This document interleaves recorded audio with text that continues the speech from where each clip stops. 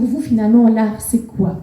En tout cas, ça m'a fait penser à une de mes collègues qui dit souvent ça et qui est artiste de formation et qui dit l'art, en fait, c'est complètement inutile, mais absolument nécessaire. Et donc, c'est un peu provoquant, bien sûr, j'ai pris sa phrase exprès.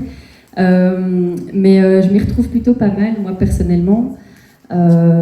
Inutile, parce que bon, l'art, c'est pas un logement, c'est pas un poulet à l'estragon, je ne sais pas, donc c'est pas quelque chose, en tout cas, qui va répondre aux besoins primaires de l'être humain. Ça, on est d'accord. Par contre, c'est absolument essentiel, et on va en parler toute l'après-midi, à mon avis, parce que l'art, c'est un truc magique qui fait qu'à un moment donné, on peut s'exprimer différemment, on peut avoir un autre regard sur les choses, on peut amener un débat, ça provoque des rencontres improbables, et donc c'est en fait un outil magique de changement sur le monde. Et donc en soi, c'est ça que l'art est essentiel. J'aime bien l'idée que c'est absolument inutile aussi, parce que ça permet aussi de désacraliser un peu l'art. Enfin, on en parlera tout à l'heure, mais au Miroir, on travaille aussi avec des personnes qui considèrent que l'art, c'est pas pour elles. C'est un truc qui est un peu planant pour des intellos ou pour des gens un peu bizarres. Et donc, nous, on travaille beaucoup à désacraliser l'art, et donc en provoquant en amenant les gens à pratiquer l'art, en fait, par eux-mêmes aussi. Et donc, voilà, dire que c'est inutile, c'est aussi ramener l'art, en tout cas, sur le monde, les artistes sur le monde, en connexion avec le monde et avec les gens qui vivent avec les gens, tout simplement. Et c'est vrai que pour compléter l'idée, dans la même idée, au Miroir, on aime aussi beaucoup l'art éphémère, et on va privilégier cette forme d'art aussi, de nouveau un peu pour se désacraliser, et en se disant que à partir du moment où l'art a fait son job, entre guillemets, il peut. J'ai un exemple très concret, d'ailleurs, qui a une existence ici à Baumel, c'est qu'on est partenaire aussi du réseau Wallon, lutte contre la pauvreté, sur la parade des lanternes, mais habituellement, on organise une grande parade de lanternes, donc lumineuses, avec des matériaux très simples. On travaille avec des gens, et donc en fait, on propose à des communautés différentes qui coexistent sur notre territoire, d'un moment donné, faire partie d'une création, donc un objet artistique. Enfin, donc là, ils font partie, c'est une unité, en tout cas, quand ils déambulent avec lanterne lumineuse dans un espace public. Après cet événement, en fait, l'objet artistique, il est brûlé, on brûle les lanternes. Et donc, d'ailleurs, parfois, ça fait crisser les dents, notamment où les enfants pleurent. Donc, en général, on propose quand même aux enfants de ramener leur lanterne, ceux qui le souhaitent. Mais en tout cas, symboliquement, c'est de dire, en fait, l'objet artistique, donc le fait que tous ces gens ont porté leur lanterne ensemble, et donc ont montré une image d'eux-mêmes dans un espace public, se sont ressentis eux-mêmes comme une communauté. À partir du moment où c'est fait, l'objet, en tout cas, la lanterne a une fin de vie, en fait. Voilà. Bon, après j'arrête parce que je vais passer la parole à toi. Qui? Marilène. Alors, oui, alors, moi j'ai un peu préparé ça hier soir, donc assez tard, je dois dire. Donc en fait, moi je vais simplement lire quelques mots que j'ai écrits, puis je m'expliquerai de manière plus concrète. Ce que je vais dire, ça concerne aussi bien les artistes que nous, que monsieur et madame tout le monde, etc., sur qu'est-ce que c'est là. Alors, pour moi, je vais parler en mon nom, c'est voir et regarder, c'est entendre, écouter, s'émouvoir, ressentir, c'est dire, parler. C'est ce qui touche à une part de nous-mêmes qui nous échappe et qui est sans doute profondément inconsciente. Voilà. Alors, pourquoi j'ai écrit ça ? C'est parce qu'en fait, moi, je suis profondément, persuadée de l'importance, je dirais au sens large du terme, du développement de la créativité de tous, de l'expression des artistes, de la participation artistique. Et je trouve que c'est vraiment un enjeu hyper important, parce que ça permet vraiment plein d'approches différentes. Et je dirais aussi que quelque part, enfin, dans le travail qu'on fait, c'est une forme d'engagement.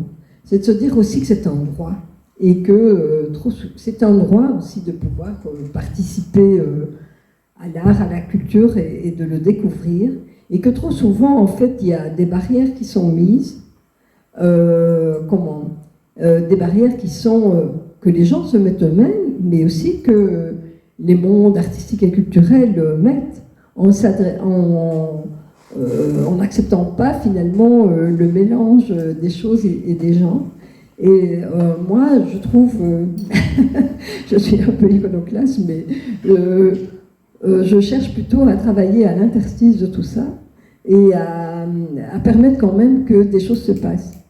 Donc nous, j'ai travaillé plusieurs fois, et je vais encore travailler avec lui, avec quelqu'un qui s'appelle Daniel Van der Kuyt, qui est directeur du CRESAC, donc à l'ULB, c'est le groupe de recherche en art et la culture, et qui dit, et je trouve qu'il a tellement raison, qu'en fait sociologiquement, de formation il est sociologue, il a aussi une petite maison d'édition d'art qui s'appelle La Lettre Volée, et ce qu'il dit, c'est que sociologiquement, être artiste, ça n'a rien à voir avec le milieu social d'où on vient. Voilà, il n'y a pas de raison que les jeunes qui sont, par exemple, à l'enseignement professionnel, qu'il n'y ait pas dans cette classe des jeunes qui, en fait, dans leur tête et dans leur univers personnel, ont quelque chose de particulier qui pourrait, ou qu'ils sont artistes, en fait. Mais ils ne le savent pas, ou on ne leur donne aucune occasion de l'exprimer. Moi, j'aime bien cet exemple-là parce que je trouve qu'il y a vraiment quelque chose là de très vrai. Enfin, moi, j'ai beaucoup travaillé dans le secteur de la jeunesse, puis bon, il y a des années que je travaille dans la culture. Et donc, je trouve que, voilà, qu'il y a vraiment un droit là qui doit être rencontré. Et bon, ben, je crois que Élise a bien exprimé aussi, voilà, tout ce que ça peut amener et provoquer, en tout cas de permettre cette rencontre-là, en fait. Voilà.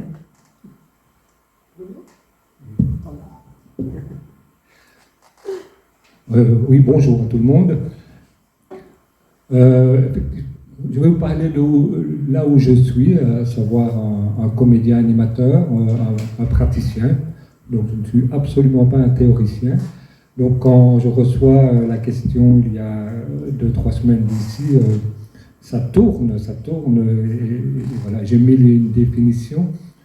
Et donc, voilà, peut-être pour compléter, moi je parle plutôt de pratique artistique, et ça me permet vraiment de revenir là où je suis au quotidien.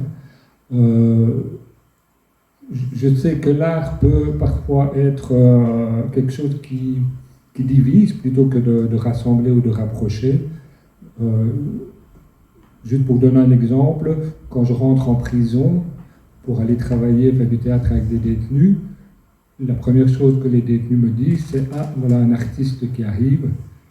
Et ils le disent simplement en me regardant avec ma dégaine, avec mes cheveux un peu plus longs que les leurs, avec ma manière de m'habiller, et je sens tout de suite une distance. Et je sais que tout mon travail, ça va être dans un premier temps de réduire cette distance. Et cette distance-là, dans mon travail au quotidien, quand je travaille avec des publics qui sont éloignés de la pratique artistique, je sais que c'est d'abord ça que je dois opérer et mettre l'art à la portée de tout le monde. Comme on l'a dit, c'est pas une question de classe sociale, c'est pas une question d'histoire, c'est pas une question d'études, mais au départ, c'est pas facile à faire admettre, à faire comprendre. Voilà, je vais me limiter là pour cette première question, qui n'est pas la plus simple. Merci déjà pour ces apports très intéressants et complémentaires. Et maintenant, j'aurais envie d'aller un peu plus peut-être en détail dans vos pratiques personnelles à vous, à chacun, puisque je vais commencer par Marie-Hélène Toussaint. Donc, vous êtes directrice ici de l'action culturelle au centre culturel. Les centres culturels, c'est quand même des lieux à la jonction entre les citoyens, des lieux un peu rassembleurs qui visent à faire se rencontrer des citoyens, mais aussi des associations, des artistes. Et vous êtes soumis à un nouveau décret depuis quelques années qui vous oblige à faire un diagnostic du territoire pour définir des objectifs, tout un projet culturel, etc., etc. Et donc, comment est-ce que vous vivez un peu ces missions au quotidien et comment est-ce que se mêlent finalement tous ces publics entre le côté, le milieu artistique, le milieu citoyen, associatif, comment ça se passe? Est-ce que vous pouvez nous raconter un petit peu vos missions au quotidien et comment vous les vivez?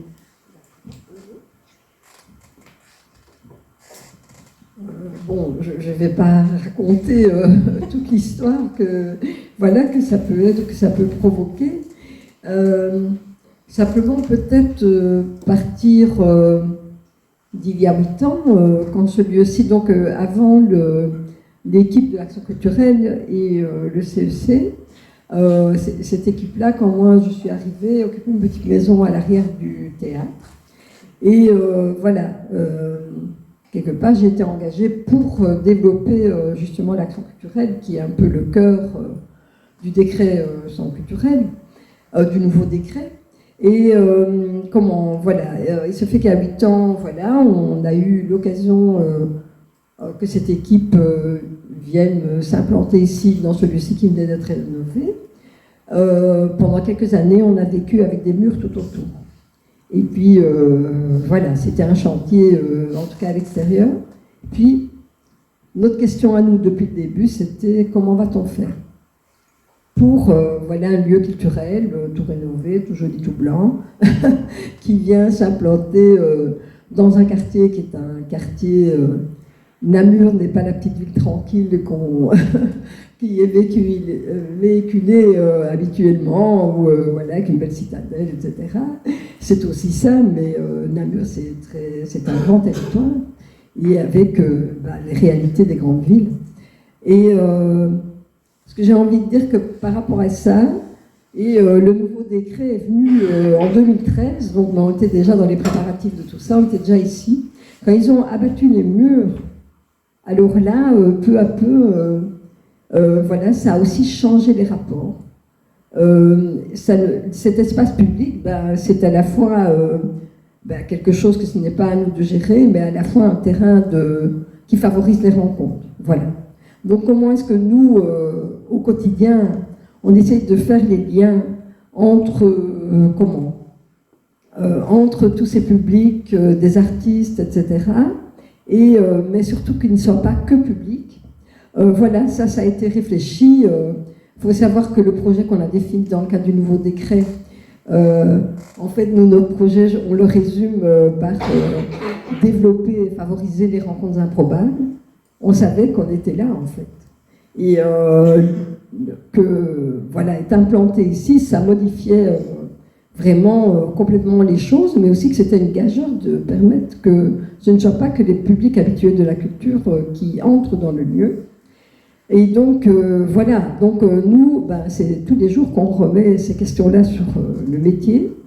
Ça, c'est un des axes, et vous êtes entré par un lieu que nous, on appelle le plan B. En faisant entrer tout le monde par là, ça a été réfléchi, en fait, avec... le collectif qui nous a aidés à l'aménagement du lieu, c'était de se dire c'est un bâtiment de 2500 mètres carrés, dans un quartier où il y a des nouveaux logements qui sont plutôt pour une classe moyenne qui peut les acquérir, et des rues où c'est des habitations sociales, etc. Et en faisant entrer tout le monde et sortir par le même endroit, ou la possibilité de s'y asseoir simplement, de ne rien faire, de jouer une part de kicker. On a fait le pari que ça, en tout cas, ça allait permettre une certaine porosité. Alors, ça ne suffit pas de faire ça, évidemment. Donc, tous les jours, toutes ces questions reviennent sur la table. Il y a un autre axe qui est aussi ce qui se passe dehors. Donc, à des moments, il y a des actions dehors avec des associations et tout ça. Enfin, pour le moment, il fait un peu plus froid. On a des résidences d'artistes. On développe beaucoup et depuis longtemps des projets artistiques participatifs ou socio-artistiques. Pourquoi est-ce que je les différencie? J'appelle plutôt socio-artistique des choses qui peuvent venir aussi des demandes, ou soit d'une institution qui a un groupe et qui a repéré des choses, soit, donc il y a une demande qui est adressée à un artiste pour arriver à créer quelque chose. Et le projet artistique participatif, il peut aussi venir de la main de l'artiste, en fait. Et lui, il a déjà son canevas et il veut travailler avec des gens qui ne sont pas artistes. Donc voilà, moi j'aime bien distinguer ça, et ces travaux-là sont toujours hyper importants. Sur les questions de l'éducation permanente, parce que c'est là aussi que ça vient se croiser. Simplement, moi, ce que j'avais envie de dire, c'est que quel est le lien entre l'éducation permanente et la création artistique? C'est que ça parle du monde et des humains. Voilà, je pense que les artistes, dans leur création, eh bien, ils parlent de choses qu'ils observent ou qu'ils vivent, de leur ressenti, mais aussi des choses qui se passent dans la société, quelles que soient d'ailleurs les pratiques artistiques. Et l'éducation permanente aussi, ça parle du monde et des gens. Voilà, je résumerai un peu les choses comme ça, je ne vais pas être trop long, je vais passer la parole au suivant. Merci. Ben, je vais faire le lien alors avec le Miroir Vagabond, puisque Élise, donc l'association Miroir Vagabond, elle a plusieurs reconnaissances, donc elle est reconnue en éducation permanente, mais aussi en centre de création et créativité, enfin, centre d'expression et de créativité, CEC, comme on disait tout à l'heure. Et donc, vous êtes fort implanté dans les quartiers aussi auprès des gens, etc. Donc, vous mêlez vraiment dimension artistique et éducation permanente. Et qu'est-ce que tu observes dans les pratiques? Est-ce que la pratique artistique aide vraiment à faire plus d'éducation permanente, à penser le monde, etc. Quel est l'apport un peu de l'approche artistique dans le travail au quotidien du Miroir Vagabond? Oui, peut-être donc dire deux, trois mots juste sur la structure Miroir Vagabond. Donc il y a ces deux reconnaissances-là, mais qu'il y en a d'autres.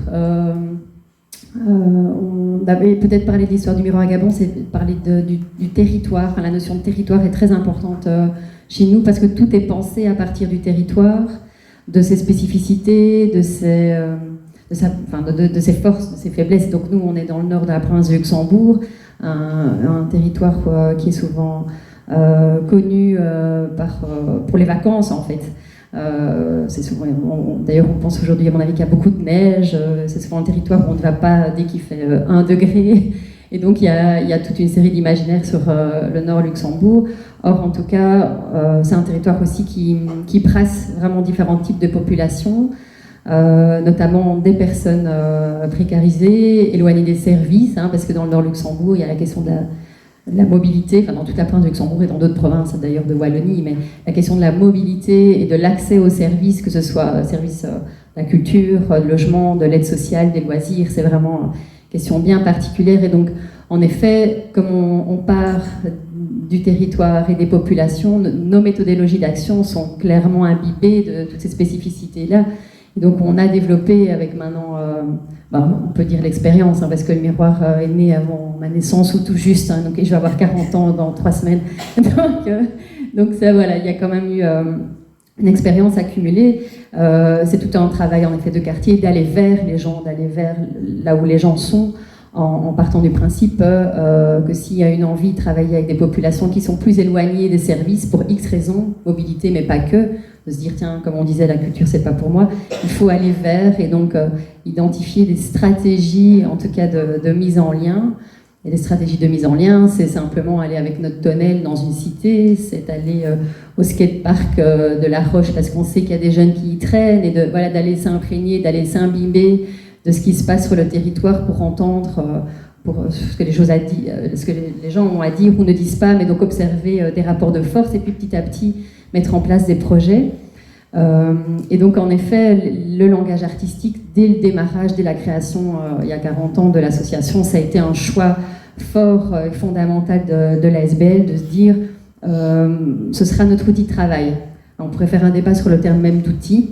Au sein du Miroir, tout le monde n'est pas d'accord sur l'utilisation du terme outil. J'avoue que je l'utilise, donc je vais continuer. Mais de se dire, tiens, on n'est pas tous à égalité dans le fait de dire des choses, d'être entendu. Il y a un parti pris qui est de dire le langage artistique facilite l'expression, D'abord parce que fait appel à tout type d'émotions, on est plus dans la spontanéité, et puis on choque dans les codes un peu de l'écriture, de la lecture, et c'est vrai comme on travaille avec des populations qui ne maîtrisent pas toujours les codes classiques de l'expression, on ne va pas passer par ces codes-là en fait. Et donc les langages artistiques, assez simplement, ils permettent de déjà dépasser le frein de dire quelque chose, voilà. Plus toute la spontanéité, peut-être que les langages artistiques peuvent amener aussi, et donc on va être dans un langage plus spontané et moins attendu, donc de ce que la société attend de ce qu'on dit, ou que le voisin ou le participant à côté pense qu'on va dire, et donc voilà, c'est vraiment pour nous des leviers. Et l'autre levier, c'est la méthodologie, en tout cas c'est le fait de privilégier l'action collective. Et donc ça, dans tous nos agréments, hein, Françoise a cité le centre d'expression de créativité et l'éducation permanente. On a des reconnaissances qui proviennent de la région wallonne, et donc dans des logiques un peu plus adéquationnistes, si j'ose dire, mais quand même, non. Donc pour citer l'exemple, on est reconnu comme centre d'insertion socio-professionnelle. Et donc ici, on est censé insérer des gens vers l'emploi. Et donc, on est convaincu que l'emploi est une forme de participation à la société, mais pas que. Et donc souvent, d'ailleurs, au sein du Miroir, on dit que c'est pas le centre d'insertion socio-professionnelle, on parle aussi d'utilité sociétale, donc on ouvre le champ à fond. Et alors, on va privilégier vraiment le collectif, aussi les langages artistiques. Alors souvent, on n'est pas toujours très bien vu, notamment par nos partenaires du Forum, qui ont déjà dit, ça on le sait à des stagiaires, n'allez pas au Miroir Vagabond, ils font des Scooby-Doo. C'est véridique. Donc en gros, c'est pas faire de la peinture ensemble qui va vous aider à trouver un emploi.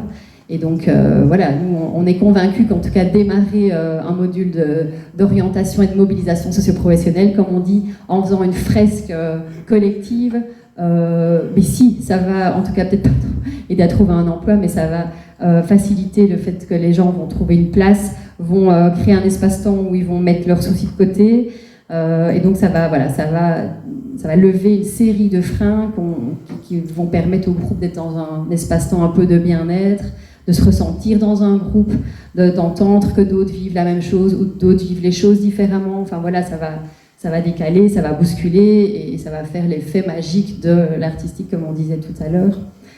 Voilà, du coup, je ne sais plus très bien la question de départ, mais on a peut-être que ça, je pourrais en parler tout à l'heure. On a vraiment, on continue fort de s'inspirer de la technique d'animation qu'a créé Daniel Serret, qui est le cofondateur du Miroir, qui s'appelle l'animation-création, et qui est une technique d'animation assez précise, mais qui est, selon nous, ultra facilitante, justement pour que l'artistique soit vraiment dans son rôle politique, on va dire, où là, l'animation que va vivre le groupe va lui permettre, à un moment donné, de dire des choses, d'avoir renvoyé comme miroir, je peux expliquer le mot miroir vagabond aussi, ce qu'il a envie de dire ou qu'il n'a pas envie de dire aussi. C'est une technique qui permet aussi d'amener les conflits ou peut-être les rapports de force qui à un moment donné vont apparaître dans la création. C'est pour ça que souvent l'animation peut être parfois un peu confrontante et un peu tendue. Mais en tout cas, les tensions et les rapports de force à un moment donné explosent et sont là. Et le groupe à un moment donné va pouvoir passer à autre chose. Enfin, il y a vraiment il y a un changement qui s'opère et c'est une étape qui permet au groupe d'avancer, de cheminer vers autre chose. Et c'est là que l'art, selon nous, est utile, quoi. Voilà. Oui, on aura envie d'en savoir un peu plus sur l'animation-création, mais tu auras peut-être l'occasion d'en reparler aussi par la suite. Alors, Bruno, toi, ta pratique, c'est principalement le théâtre-action. Tu animes des ateliers de théâtre-action depuis des années, j'ai envie de dire. Et donc, quels sont un peu tes constats après ces années de pratique? Qu'est-ce que tu observes dans les groupes? Qu'est-ce qui s'y passe finalement, qui est peut-être facilité par la technique de théâtre-action, qui ne se passerait pas dans un autre type d'animation? Enfin, quel est un peu ton regard et tes observations sur la pratique de théâtre-action, sur ce que ça permet? En quelques minutes, je suis facile.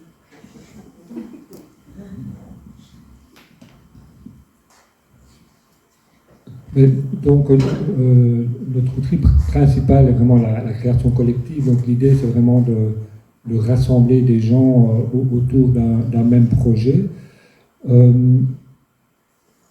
Notre attention est vraiment portée sur le fait de ne pas s'enfermer entre quatre murs, mais de rester ouvert sur le quartier, sur le village, sur l'endroit où se déroule l'atelier, et de faire le plus possible à la fois que les gens qui viennent à l'atelier trouvent du sens au projet dans lequel ils se sont inscrits, et en même temps d'être attentif à ce qui se passe autour, de façon à pouvoir faire le plus possible partenariat. Donc l'idée, c'est vraiment ne pas se laisser enfermer. Donc quand un CPAS va nous faire appel à nous pour donner un atelier, mais le plus possible, on ne va pas faire l'atelier au sein du CPAS, mais on va essayer de le faire dans un lieu culturel. Et soudain, de sortir les gens de là où ils sont enfermés, mais enfermés, c'est souvent dans la tête, hein, c'est pas simplement au niveau géographique. Et donc d'aller dans une bibliothèque, d'aller dans un centre culturel quand celui-ci nous ouvre les portes. Malheureusement, ce n'est pas tous les centres culturels. Et on s'aperçoit, quand je vous disais que l'art parfois divise ou éloigne, mais c'est que ouvrir la porte du centre culturel pour une série de personnes, ce n'est pas la chose la plus évidente. Et que cela demande vraiment un accompagnement de notre part, séance après séance. Quand moi j'entends théâtre-action, c'est vraiment d'avoir toujours l'idée que les gens puissent, au fur et à mesure que le projet avance, regagner une puissance d'agir et d'être attentif à pouvoir ouvrir toutes ces portes-là. Je vais prendre simplement un exemple sur Houillet, puisque nous sommes installés à Houillet. Quand la commune de Houillet nous demande d'animer un atelier avec les jeunes et de viser les jeunes qui sont un peu difficiles, qui font un peu de bêtises le soir, qui font du bruit, qui gênent la population, et la commune de Houillet fait de la publicité, placarde des affiches, et 2 mois après on commence l'atelier, puis je m'aperçois que je n'ai que des jeunes de bonne famille qui sont là, et qui ont répondu à la demande, et pas les jeunes qui sont visés initialement par la commune. Donc qu'est-ce qu'on fait? Un peu comme Élise disait, on arrête le projet et on se donne 6 mois, et pendant 6 mois, je vais au Grand Feu, je vais sur le Ravel, je viens un jour avec un bac de bière, parce que je m'aperçois que si j'ai un bac de bière, les jeunes vont se rassembler autour de moi, on va pouvoir boire un verre, on va pouvoir discuter. Je vais dans les clubs de jeunes qui se rassemblent le vendredi soir. C'est pas évident de rentrer dans les clubs de jeunes, dans les villages, il faut tout doucement se faire connaître. Je vais au bal, au baloche du samedi soir, et ainsi, au bout de 6 mois, on arrive à constituer un groupe de jeunes qui sont ceux avec lesquels on a envie de travailler. Voilà. Alors, il faut savoir que ce genre de choses, c'est pas pour ça que la Fédération Wallonie-Bruxelles nous paye. Hein. C'est le genre de choses qu'on n'arrive pas à rentrer dans un rapport et à comptabiliser les heures. Hein. On nous dit, mais ça c'est un travail de maison de jeunes. Marilène a travaillé en maison de jeunes, elle le sait aussi. Voilà. Donc, mais voilà, comment on arrive à toucher les gens. À Houillet, en juillet 2021, on a eu des inondations qui ont tout... voilà, les inondations, vous avez connues, mais à Houillet, peut-être qu'on en a moins parlé. Le premier réflexe a été de donner notre espace, donc la salle de spectacle, à destination de la population pour pouvoir rassembler tous les dons. Et donc en quelques jours, puisque vous le savez, la solidarité a été énorme, cette salle commence à déborder. Et donc nous-mêmes, nous sommes débordés et on ne sait plus comment on va gérer tout ce qui arrive. Et puis heureusement, dans l'atelier théâtre, on sait qu'il y a une dame qui avait commencé une donnerie dans son garage. Donc je vais vite l'appeler, Isabelle, on a besoin de toi à la salle. Et donc Isabelle, du jour au lendemain, elle s'est transformée en la dame qui gère tous ces dons qui viennent, qui les classe, qui les range et qui est là pour les redistribuer aux bonnes personnes. Et pourquoi je dis ça? C'est parce que cette dame, quand elle est arrivée à l'atelier théâtre, elle sortait d'une dépression profonde. Elle arrivait à peine à dire 3 phrases d'affilée. Et c'est vraiment petit à petit qu'elle a repris des forces. On a rencontré quelqu'un qui avait une imagination débordante, qui avait un humour assez court. Voilà. Et qui prenait de plus en plus de place dans l'atelier. Et puis ça a débouché aujourd'hui à ce que notre théâtre, nos bureaux ont été complètement inondés, donc on a dû déménager. On s'est retrouvé dans un nouveau bâtiment, on est au premier étage, et au rez-de-chaussée, maintenant on a une donnerie. Et cette donnerie, elle est gérée au quotidien par Isabelle, et elle est soutenue par le CPAS. On a un projet d'atelier théâtre avec le CPAS, et toutes les personnes, enfin allez, 9 personnes sur 10 qui sont dans l'atelier théâtre qui vient de redémarrer au CPAS, elles viennent par l'intermédiaire d'Isabelle. C'est-à-dire qu'Isabelle accueille les gens dans sa donnerie, et c'est elle qui est notre meilleure publiciste. Et donc, voilà, il y en a qui font 3 ans d'études de communication, qui nous auraient ramené peut-être 1 ou 2 personnes. Elle n'a pas fait ces études-là, mais étant au quotidien et en relation avec les gens les plus précarisés, les plus en difficulté de Houillé, c'est elle qui nous ramène les gens. Après, c'est notre travail de pouvoir mener un projet avec cette personne-là. Voilà. Donc moi, j'entends vraiment théâtre-action dans ce sens-là.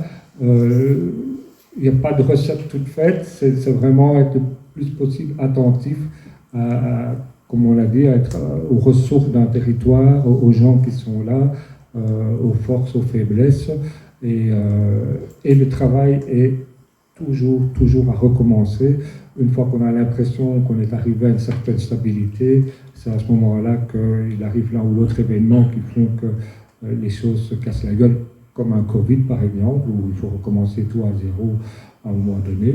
Et je terminerai juste par là pour dire que au moment du Covid, que moi j'ai constaté, c'est que c'était les gens les plus en difficulté, les gens qui vivaient la plus grande solitude, donc les plus précarisés, les plus abîmés par la vie, qui étaient en demande que les choses reprennent le plus vite. Le public qu'on a peut-être en éducation permanente et qui parfois est un peu plus installé, après un peu plus de temps avant de revenir, s'assurer que les conditions sanitaires étaient vraiment les bonnes. Par contre, pour toute une partie de la population qui se sentait abandonnée, là, on a ressenti le besoin de recommencer le plus vite possible les choses, de donner quelques règles, mais il fallait être là, il fallait recommencer, de façon à ne pas les laisser trop longtemps dans cette solitude.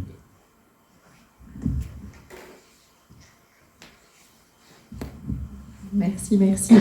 On voit l'importance d'être vraiment implanté dans les quartiers, de créer cette confiance avec les gens et de reconstruire des liens sociaux avant de pouvoir faire un travail plus de création artistique. Je vais rebondir sur ce que tu viens de dire et le confinement, parce que c'est vrai qu'on a tendance déjà à l'oublier, mais on a vécu quand même quelques années difficiles et on a vu que finalement pendant ces années, l'art et la culture étaient vraiment essentiels. Et donc, j'ai envie de vous passer un extrait, en fait, du livre de Corinne Morel-Darleux, qui dit, dans son livre, « Si la science a fait sa part d'alerte, l'art et la culture peuvent l'amplifier. Pour informer et percuter, il faut s'adresser aux tripes. La part de notre cerveau consacrée aux informations est gavée. Il faut nourrir la puissance d'agir, de nouvelles sources d'inspiration pour se reconstruire un nouvel horizon. » J'ai envie de tout simplement vous demander ce que vous inspire en fait cette phrase. Est-ce qu'elle vous parle? Est-ce qu'effectivement on est un peu gavé d'informations, de données froides et qu'il faut passer à autre chose pour imaginer construire le monde de demain? Qu'est-ce que vous en pensez? Enfin, qui a envie de réagir le premier? Oui, mais je la phrase parce que je n'ai pas devant moi. Donc en fait, je dirais que ce que ça m'inspire, c'est que l'art, c'est nécessaire, voilà. C'est simplement quelque chose qui est nécessaire. Et il ne faut pas s'imaginer... je crois que souvent, on sacralise ce qui est artistique ou les pratiques artistiques, etc.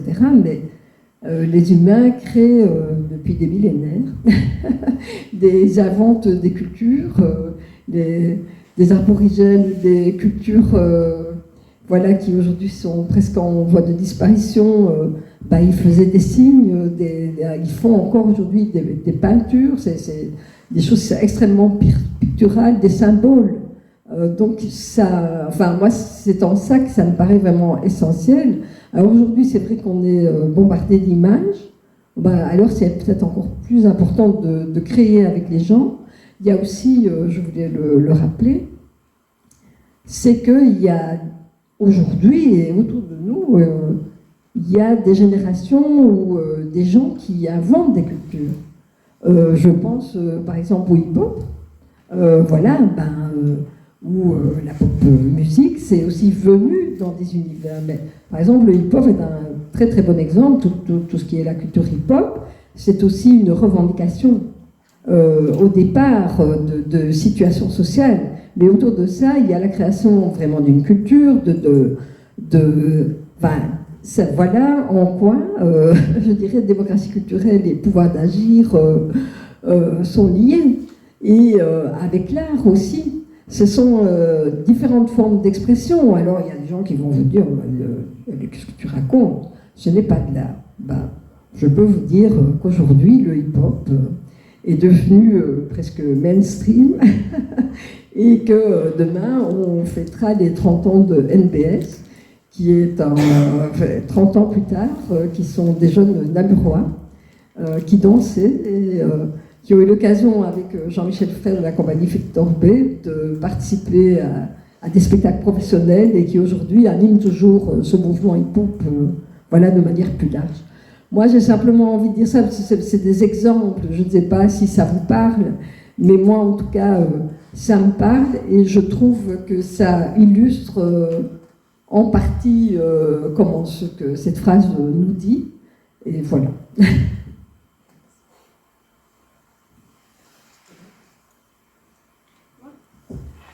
Merci.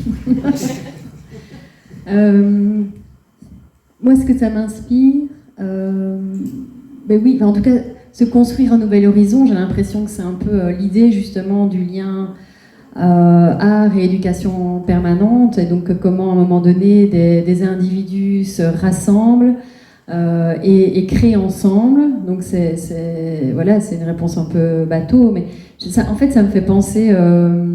Donc on parle de Covid, ça me fait penser au numérique et ça me fait penser à l'importance extrême de continuer à se retrouver dans des mêmes espaces-temps entre êtres humains ensemble, à créer mais aussi à communiquer par le langage artistique, par l'oral, par le non-verbal aussi. Et ça me semble essentiel et je trouve qu'on est dans un contexte qui est plutôt effrayant par rapport à ça, ou même dans les métiers d'éducation permanente, le distanciel vient avec beaucoup d'ardeur, où on se pose des questions d'ailleurs dans le secteur d'éducation permanente, est-ce qu'on peut faire l'éducation permanente en distanciel, donc en n'étant pas dans un même espace-temps réel, en tout cas, là comme on est là maintenant. Donc moi, à titre personnel, ça m'effraie pas mal parce que j'ai l'impression que la capacité justement de se construire des nouveaux horizons, la puissance d'agir nécessite d'être dans une confrontation vraie comme on est ici et qu'on va et tout ce que ça va amener, les échanges ensemble.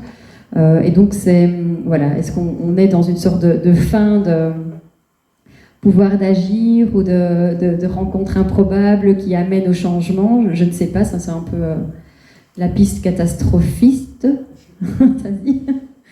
Mais le fait qu'on soit ici et des rencontres comme ça, justement, nous prouve qu'il y a encore de la marge et qu'on n'y est pas. Et on est beaucoup, je pense, à batailler et à résister pour que on continue à créer ensemble et pas de manière numérique et par écran interposé. Voilà. Est-ce que ça m'inspire? À toi. Moi, j'ai envie de partir du mot trip. Voilà. En tout tout cas, dans mon travail, c'est vraiment l'idée, avec les groupes, c'est d'aller chercher ce que les gens ont dans les tripes. Et il se fait que les tripes, soit ça vient très très vite, parce que la colère est là, parce que les personnes qui viennent dans le projet portent ces choses-là à fleur de peau, et donc elles viennent assez rapidement. Soit, dans un premier temps, on vient avec des réponses très attendues. Par exemple, quand je vais en milieu scolaire, les jeunes, les enfants, leur première réponse, c'est ce qu'ils pensent que les adultes attendent d'eux. Et donc ça peut être très très sage, et on peut se contenter très vite de ça et de faire des choses très gentillettes. Si on veut arriver au tripes, ça demande alors vraiment d'aller dans un travail plus en profondeur, de faire appel effectivement à toute une série de choses, le travail corporel, le travail sur les émotions, le travail non verbal, l'écriture, et puis la danse, et puis revenir, et qui fait qu'à un moment donné, les choses vont sortir petit à petit, et on va arriver vraiment à l'essentiel, à ce que les gens ont à dire, à défendre, mais souvent ça demande du temps. Donc parfois on nous demande de faire un projet en 6 mois, on risque de rester à la surface des choses. Quand on nous donne 1 an, 2 ans de travail, ça va nous permettre réellement alors d'aller en profondeur. Oui, la profondeur, la réflexion, et surtout comment on arrive à transformer un coup de gueule, une colère, une tristesse en objet artistique. Mais c'est un long et lent cheminement dans lequel l'artiste qui accompagne le groupe se remet continuellement en question. Je me souviendrai toujours d'un jeune à Andenne qui est venu témoigner de la violence qu'il avait vécue étant enfant. C'est sorti comme ça à un moment donné, pas tout de suite. De nouveau, il a fallu gagner la confiance du groupe, un long et lent cheminement. À un moment donné, ça sort. Et puis je sais qu'il m'a regardé et m'a dit « Et maintenant, tu vas faire quoi de ça ?» Et effectivement, je n'ai pas dormi cette nuit-là. Parce que lui, s'il l'avait à un moment donné énoncé, s'il avait en improvisation, c'était parce qu'il s'est dit « Il faut en faire quelque chose ». Donc après commence un long et lent travail avec lui d'écriture, et surtout de comment le protéger, lui, avec son histoire, avec laquelle il va venir sur scène. Donc à un moment donné, je lui propose que cette histoire-là soit reprise par un autre, et puis là, il ne voit pas du tout le sens que ça a. Et puis comme il s'adressait à son père violent, il me propose de jouer le père. Donc à un moment donné, j'essaye, donc je viens jouer avec lui, puis je me rends compte que non, ça ne fonctionne pas. Et puis on a trouvé la forme qui a été de s'adresser à une chaise vide. Et à partir du moment où il s'adressait à une chaise vide, il y a une distance qui s'est opérée, il y a un texte qui a commencé à prendre forme. Et puis la dernière étape, ça a été avec lui de dire pourquoi on va mettre ça sur scène. Pourquoi c'est important pour toi que cette histoire-là, cette violence-là soit sur scène. Et son cheminement, jusqu'au bout de mon raisonnement, ça a été de dire, parce que moi, quand j'étais à l'école, j'étais extrêmement violent. Quand j'étais à l'école, on m'a toujours mis au fond de la classe parce que je revenais de la violence intrafamiliale, j'arrivais à l'école, il fallait que ça explose. Et je sais qu'il y a d'autres jeunes qui vivent la même chose que moi et qu'on met dans le fond de la classe parce qu'ils sont violents. Et je voudrais alerter les enseignants, les parents, que de la raison pourquoi certains enfants peuvent être violents. Et à partir de ce moment-là, on a commencé vraiment à aller jusqu'au bout de l'écriture du texte. On avait la distance et on avait le pourquoi c'était sur scène et ce pourquoi il allait pouvoir se défendre après le spectacle au moment du débat. Voilà. Mais ça, je vous en parle en 5 minutes, c'est 1 an de travail pour arriver à ce cheminement-là. Parce que nous, en tant qu'artistes, travaillant avec des types de public, on a une responsabilité et on ne peut pas faire n'importe quoi sur scène. Voilà, ça ce sont les tripes pour moi que j'ai dans la définition la dernière.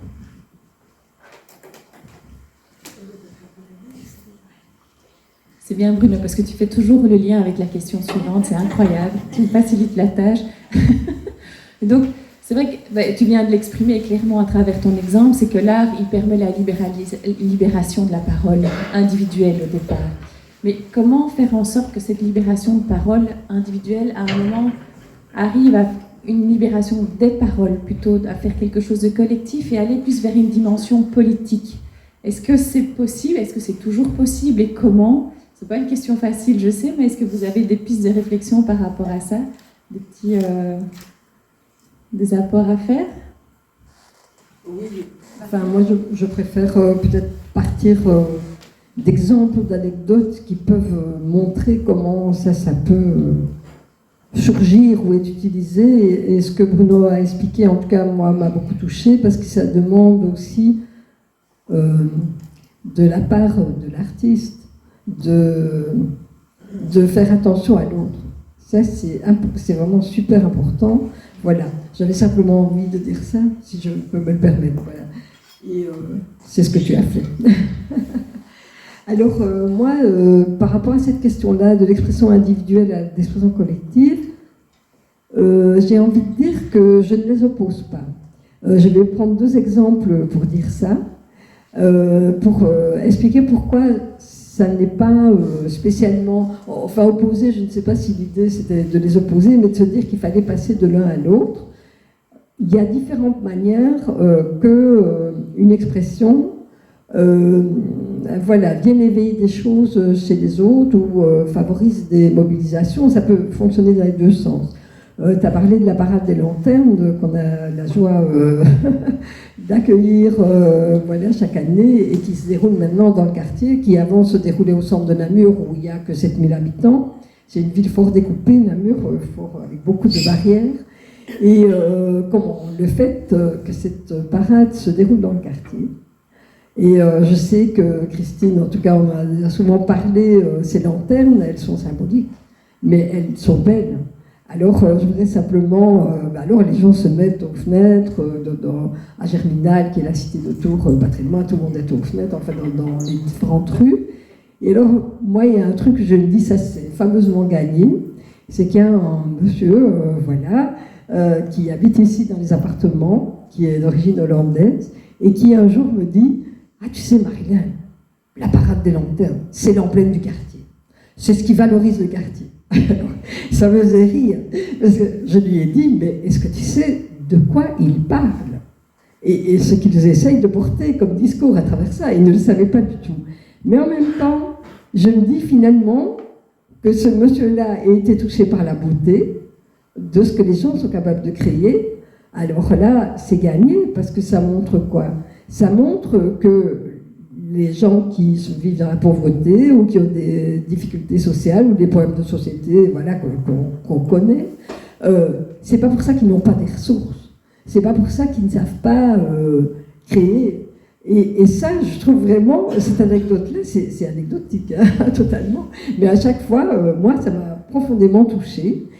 Alors si je voudrais partir là, c'est un groupe, un collectif qui a transformé symboliquement un point de vue sur des enjeux de société, sur des vécus, et qui en a fait un objet créatif et artistique, et qui vient raconter autre chose, mais toucher à quelque chose. Je trouve que c'est important aussi. Et alors, je dirais que le deuxième exemple que j'ai envie de donner, c'est une expression individuelle. C'est ça, je ne sais pas si quelqu'un connaît cette fresque. Donc, à Namur, il y a un parcours de fresques dans la ville. Et si vous sortez de la gare et que vous regardez un peu de l'autre côté de la rue et un peu sur votre gauche, à l'entrée d'une petite rue, vous verrez une énorme fresque qui représente un enfant qui est un enfant d'origine africaine. Et cette fresque s'appelle Avec un oiseau. Donc, vous connaissez l'histoire d'Icare. Ça s'appelle Icarus. Voilà, c'est un artiste namurois qui d'ailleurs travaille ici pour le CEC, qui s'appelle Jimmy Michaud, qui a créé cette œuvre.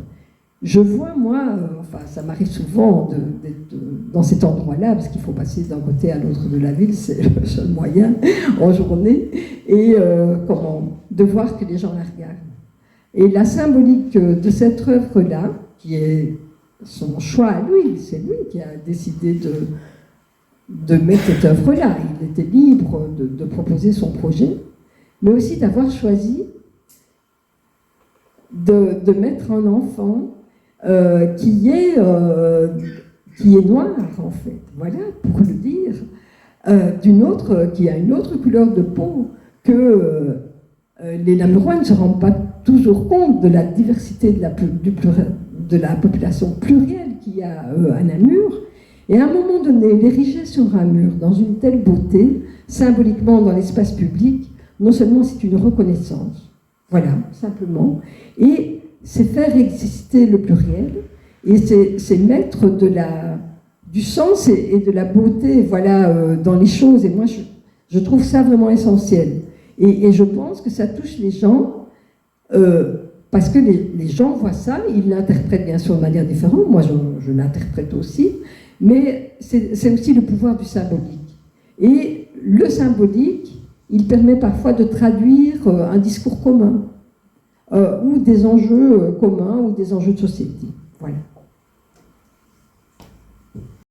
Moi, je vis la création collective vraiment comme un endroit de démocratie, un endroit où les gens vont venir se retrouver une fois par semaine, où ils savent qu'il n'y aura pas de jugement, qu'il n'y aura pas de bons points à la fin de l'année, où ils savent qu'ils vont pouvoir se poser, où ils savent que certains jours, ils vont pouvoir venir et rester assis sur leur chaise parce qu'ils ne sont pas bien, parce qu'ils viennent de vivre une semaine terrible, mais ça leur fait du bien simplement d'être là au milieu des autres, et ils savent que mon exigence ne va pas être « non, tu es là pour faire du théâtre, il faut que tu montes sur le plateau ». Non, si ce jour-là on n'est pas bien, on n'est pas bien. Et puis à d'autres moments, on est en super forme et les choses vont sortir d'elles-mêmes. Et il se fait que beaucoup de gens que je rencontre vivent ça pour la première fois. Un endroit comme celui-là, où il y a une vraie liberté, il y a une vraie écoute, il y a une solidarité qui s'installe malgré nous, hein, malgré l'animateur, c'est des choses, simplement parce qu'on met les conditions pour que ça puisse se passer. Et donc ils vivent peut-être pour la première fois une vraie expérience de démocratie, voilà. Et ça me paraît vraiment extrêmement important. Et souvent, les gens arrivent là par hasard. Et c'est ça qui est extraordinaire. J'ai l'impression parfois qu'on aurait proposé un atelier ping-pong, ils auraient pu être là aussi. J'exagère un tout petit peu, mais c'est pas loin d'être ça. C'est-à-dire des gens qui sont dans un désœuvrement total, qui sont un peu perdus et qui poussent une fois à la porte et qui, voilà, se retrouvent dans un atelier. Et quand ils restent, c'est parce qu'ils y trouvent quelque chose qu'ils ne trouvent pas ailleurs. Et simplement pouvoir réhabiliter cette dimension collective dans un monde qui nous pousse de plus en plus vers l'individualisme, ça me semble indispensable à réaliser. Il y a déjà beaucoup de choses qui ont été dites, mais c'est vrai que le lien individuel-collectif, donc nous d'emblée, en tout cas au niveau du miroir, on va privilégier d'office le collectif. Après, on travaille avec des individus qui constituent un groupe, et donc, enfin, je ne sais pas si tu l'as dit comme ça, mais il y a vraiment... c'est là, enfin, en tout cas au miroir, ce qu'on a identifié comme un soutien, c'est que quand on travaille avec des artistes, d'abord on les nomme des artistes animateurs, puisqu'ils sont au service, je crois qu'il a dit aussi, du groupe, donc ils mettent leurs compétences artistiques au service du groupe. Ils ne sont pas dans de la création individuelle, voilà, ils sont dans un soutien. Et alors on double souvent, quand c'est possible, parce que ça les pouvoirs publics ne l'entendent pas toujours non plus, mais d'un animateur ou d'une animatrice socioculturelle. Parce que c'est clair qu'en travaillant avec des populations voilà, qui sont un peu abîmées beaucoup par la vie, les tensions qu'elles vivent au quotidien, les rapports de force qu'elle vit au quotidien, la violence qu'elle vit au quotidien, elle va à un moment donné exploser dans l'animation d'office. Souvent pas au début, mais à un moment donné ça va sortir. Donc ça, c'est souvent ce qu'on dit aux animateurs. Et donc je rebondis aussi sur la responsabilité énorme que les animateurs, les artistes animateurs ont, parce qu'en effet on ne peut pas faire ce qu'on veut. Et donc nous c'est un truc qu'on a trouvé, voilà, c'est de soutenir la création par un animateur ou une animatrice socioculturelle. Et en effet de poser un contexte qui va permettre à un moment donné que on ne reste pas sur les violences individuelles, mais qu'en tout cas on transforme cette violence en une création artistique et collective. Et justement, le fait d'être en groupe et d'essayer de se décentrer de soi et de prendre du recul va permettre voilà, peut-être d'avoir un objet artistique qui a plus de force. Moi, j'ai un exemple là, pour un peu illustrer. Donc on a une autre connaissance à la région Wallonne qui est le soutien au logement. Donc on accompagne des familles qui vivent dans des logements insalubres ou qui sont expulsées voilà, la semaine prochaine, par exemple. Et donc on est au travail avec elles, on fait plus du travail social ici, et on avait souvent l'habitude de croiser des aides familiales. Donc c'est souvent des femmes, c'est pour ça que je mets au féminin. Et on a rapidement perçu qu'elles avaient un rôle sociétal énorme, parce que parfois elles sont le seul être humain que les gens voient en fait, et elles permettent de maintenir les gens avec la tête un peu hors de l'eau, en les soutenant, en étant le lien entre le logement de la personne et le reste du monde. Or, elles ont un métier qui est ultra difficile physiquement, qui n'est pas vraiment valorisé par l'extérieur, même en interne. Et on a eu envie... Donc, c'est des femmes aussi qui sont souvent très isolées dans leur métier, qui ont leur horaire le vendredi pour le lundi d'après, quasiment, et qui sont dans leur voiture, et puis dans les familles. Mais il y a très peu enfin, en tout cas sur notre région à Othon, il y avait très peu de lieux où elles pouvaient être ensemble et dire les choses, souvent dire qu'elles aiment leur métier, parce que ça c'est ce qu'elles disaient, mais que c'était voilà, très difficile à vivre. Et donc le fait d'être baigné là-dedans, donc là je reviens à l'immersion, le fait de sentir, d'observer ce qui se passe sur le territoire, on a proposé au CPS de Othon de faire une formation, alors qui est un peu différente de ce que ces personnes avaient, qui était plus technique ou ergonomique, mais on l'a intitulé « Vécu et identité professionnelle ». Et donc c'était tout un processus de récit par la peinture, donc symbolique, pour arriver, enfin, donc, qui part d'un récit individuel, pour arriver justement à un récit collectif qui devient en fait qui sont ces femmes dans leur métier, quoi. Alors là, je ne sais pas si j'ai le temps de parler d'animation création, mais alors rapidement, vite les étapes. Une étape qui est vraiment dans de l'expression libre. Donc c'est souvent des personnes qui n'ont jamais tenu même un pinceau dans les mains. Donc c'est des consignes très ciblées, très cadrées en fait. Et pourquoi cadrées? Parce que justement, on se dit que peut-être certaines n'ont jamais tenu un pinceau dans leurs mains, certaines oui. Voilà, mais le fait de dire on n'utilise que les couleurs primaires, c'est une manière de dire tout le monde n'est pas égalité dans le mélange des couleurs, faire un brun, faire un bleu indigo, qui peut le faire ici même dans la salle. Et donc ça c'est la consigne très claire, presque un peu psychorigide, hein. Certains disent oh, c'est psychorigide cette pratique, et en même temps c'est du psychorigide qui permet de mettre tout le monde à égalité justement, quoi.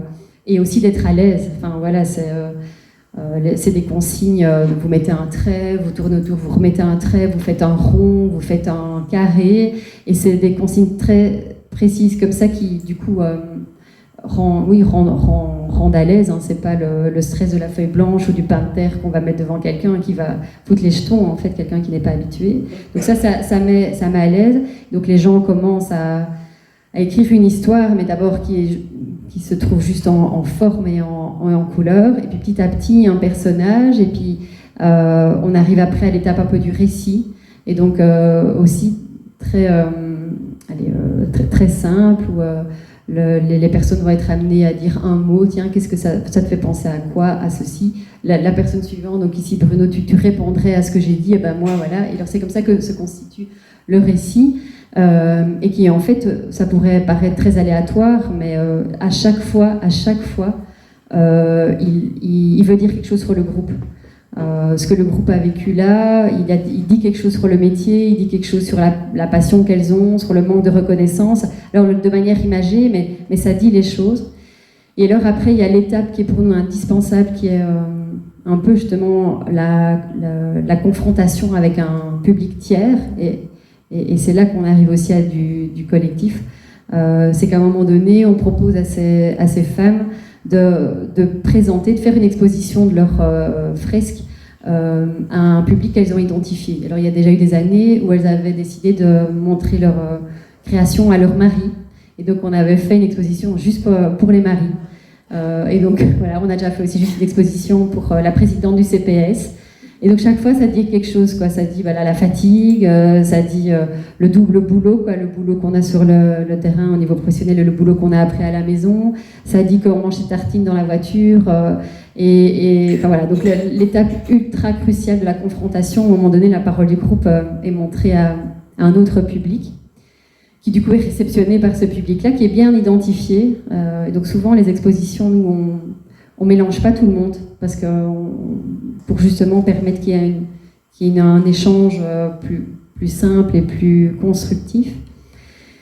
Et puis voilà, et après normalement, et c'est ça que on ne la fait pas toujours au miroir, et c'est pourtant important, il y aurait normalement l'étape cruciale aussi de la médiation qu'on appelle chez nous au miroir, c'est qu'est-ce qu'on fait de ce que ça a produit chez ce tiers, quoi. Voilà, qu'est-ce que la création a bousculé chez ce tiers. On pourrait se dire, après ils se débrouillent, et voilà, les maris se débrouillent avec ce que leurs femmes leur ont amené là de manière symbolique, ou la présidente du CPS aussi. On devrait normalement aller plus loin, et c'est ce qu'on essaie de faire ici. Il y a eu après encore des réunions avec les instances du CPS en disant, tiens, est-ce qu'on pourrait créer plus d'espaces collectifs pour qu'elles puissent amener des choses, d'autres types de formations. Et donc ça a fait son chemin. Et donc il y a eu d'autres types de formations au niveau de la commune de Hoton et du CPS de Hoton, pour que les aides familiales aient aussi des espaces-temps où elles peuvent échanger entre elles. Et donc là, on peut dire, voilà, il y a eu le pouvoir du collectif qui a amené un changement, alors qu'on partait d'une expression individuelle, quoi. Mais ça doit être organisé, ça doit être, il y a un contexte qui doit être posé, ça doit être envisagé dès le départ. Faut pas imaginer que ça va se faire de manière spontanée, quoi. Voilà.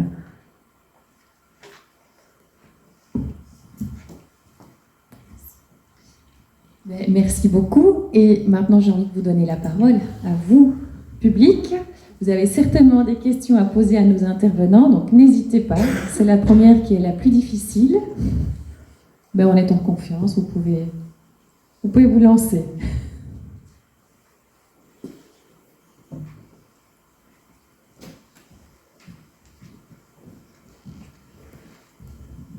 Et bonjour à tout le monde. Voilà, moi j'ai été vraiment passionnée par ce que je viens d'entendre. C'est vraiment... Voilà, j'ai bien fait de faire le déplacement.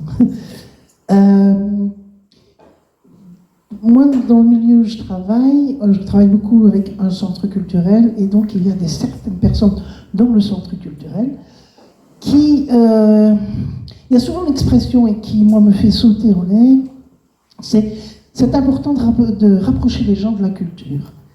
Ça, c'est quelque chose qui, moi, m'est difficile à entendre, parce que de toute façon, personne n'est acculturé, tout le monde est proche de sa propre culture.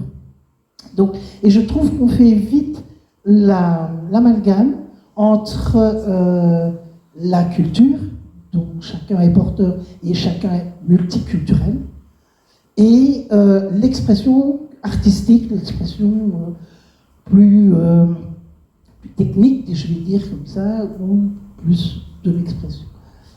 Voilà, c'est juste pour vous entendre, j'adore vous entendre à ce propos-là. On prend deux, trois questions. Oui. Moi, je voulais rebondir par rapport à ça, de dire le public éloigné de la culture, ce n'est pas que technique. Parfois, c'est la culture, j'ai l'impression que c'est la culture blanche, bien pensante, enfin, voilà. C'est tout ce que je voulais rajouter.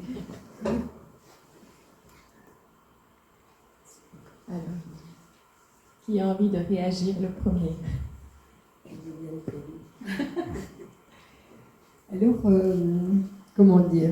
Bah voilà, je pense que les discours ont été assez clairs là-dessus. Quand on parle de culture ou d'art, je dirais qu'on peut mettre des pluriels partout. Donc moi, je partage tout à fait cet avis-là. Mais je pense que ça peut aussi fonctionner dans l'autre sens. Par exemple, ici, il y a la particularité que c'est la salle centrale, où on fait à des moments des expositions aussi d'art contemporain, donc des choses plus conceptuelles, etc. Il y a des gens qui disent tout ça, c'est trop compliqué, ou puisque les gens, ça ne va pas les intéresser. Moi, peut-être que j'ai toujours l'air d'aller mettre les choses, le petit caillou sur le chemin, mais l'intérêt de cette salle est de faire ça. Il n'y a pas que ça qui s'y déroule. Mais c'est à un moment donné de permettre que quelque chose soit vu ou quelque chose se passe, parce que les gens vont aller voir. Il ne faut pas croire que les gens... Enfin, moi, ça m'arrive souvent, et c'est à ce moment-là que je suis contente, c'est que je vois tout d'un coup des enfants qui sont entrés tout à fait pour autre chose, pour aller aux toilettes par exemple, puis ils ont passé la tête parce qu'il y a... Puis je trouve quelqu'un là qui est en train de regarder quelque chose. Bien, je me dis, rien que ça, ou des gens qui sont venus avec leur école parce qu'ils doivent aller voir un spectacle, mais comme c'est traversant, ils sont amenés à attendre dans la salle et se dire, et pourquoi est-ce qu'on ne peut pas aller voir ça? Et donc ils demandent à y aller. Ce que je veux dire par là, c'est que parfois, les animateurs, les professeurs, etc., se disent, non, on ne va pas faire ça parce que ça ne va pas les intéresser. Et les gens qui font de l'art, ou les artistes eux-mêmes, à des moments, sont dans la difficulté par rapport à ça. Moi, franchement, ce que j'ai envie de dire, c'est pas que... il y a des cultures, mais pourquoi est-ce qu'on aurait l'a priori qu'il y a des choses qui sont pour une catégorie de gens et pas pour d'autres? Et évidemment, bien sûr, il y en a ceux qui vont plus avoir de chance à des moments de pouvoir aller dans un musée ou je ne sais où. Mais si on ne crée jamais le petit endroit où quelque chose de bizarre ou de possible peut se passer, eh bien sûr qu'on reste chacun dans son monde avec ses lunettes. Et donc moi, je partage tout à fait votre avis, madame, je ne sais pas qui avait lancé cette question. Il ne s'agit pas de rapprocher les gens de la culture. De quelle culture est-ce qu'on parle? Il y a des multiples expressions, mais aussi, il s'agit à un moment donné de ne pas mettre des barrières en se disant que parce que ces personnes-là n'ont pas les cordes, que ça ne va pas les toucher. Qui est-ce qui nous permet de dire ça? Voilà.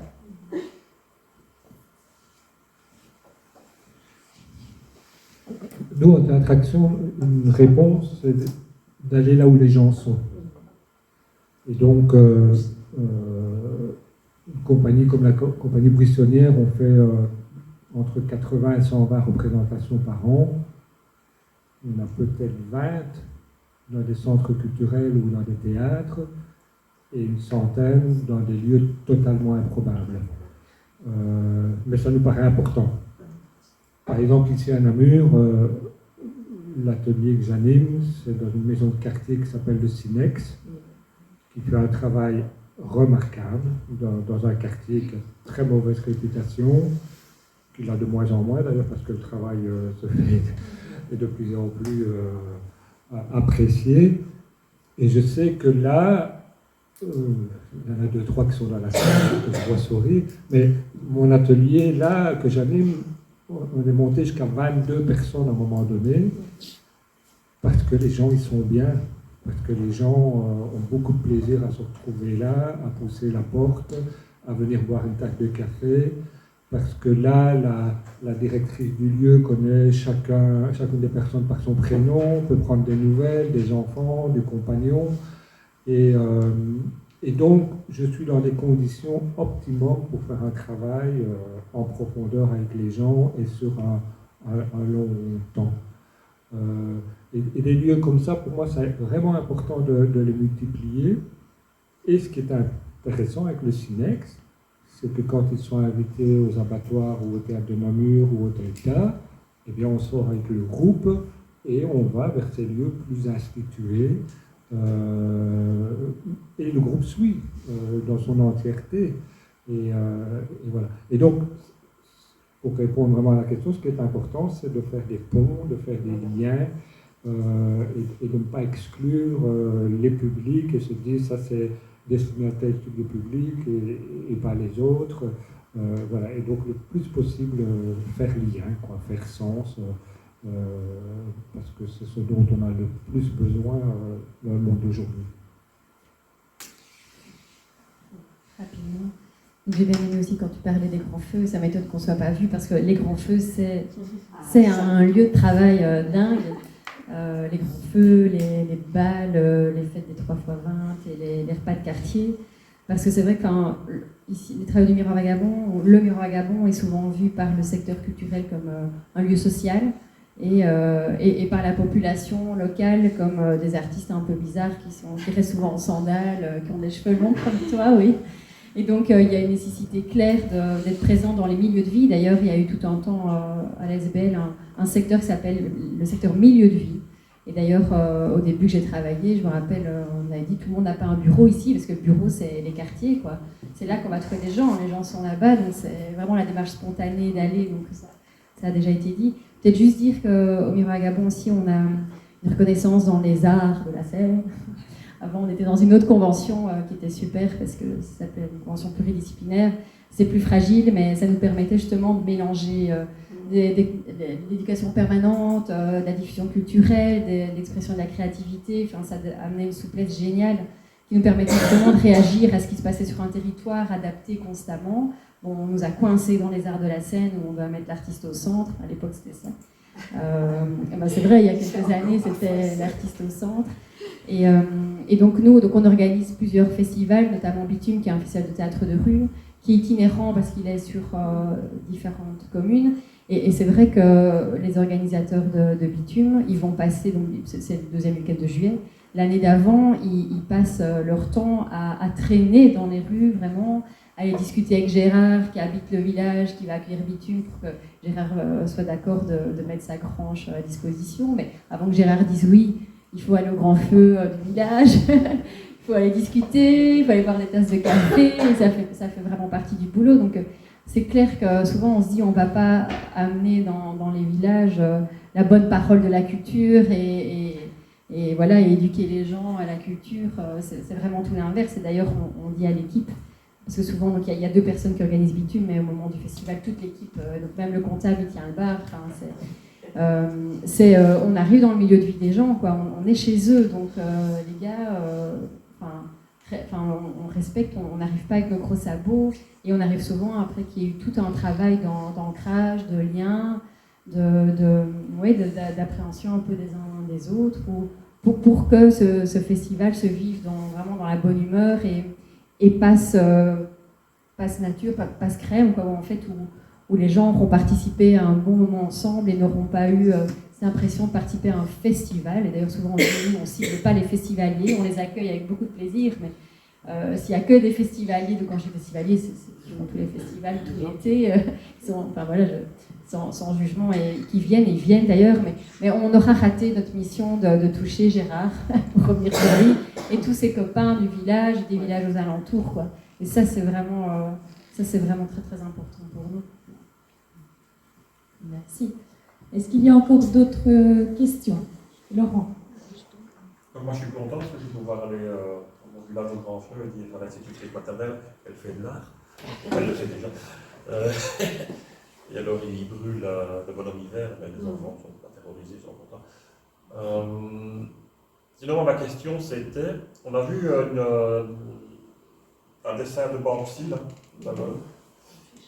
et puis, il y a le phénomène aussi où on emparte, où on enfarine des peintures, là, pour l'instant, de grands peintres.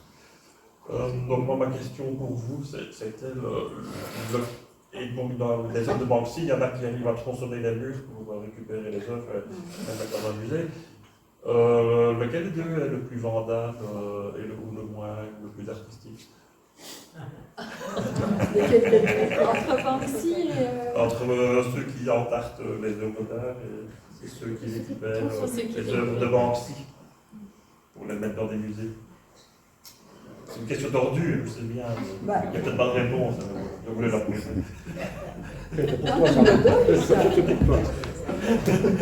Je dirais que le rapport est un peu éloigné. C'est la question du marché de l'art et des enjeux de société. Alors, moi, personnellement, je trouve surtout que ce qui se passe dans les musées, c'est de la com, mais à laquelle, personnellement, je n'adhère pas vraiment. Voilà. Je trouve que ça attire la presse. Donc, c'est aussi ça, l'enjeu des activistes qui font ça. Et eux, ils veulent faire avancer leur point de vue.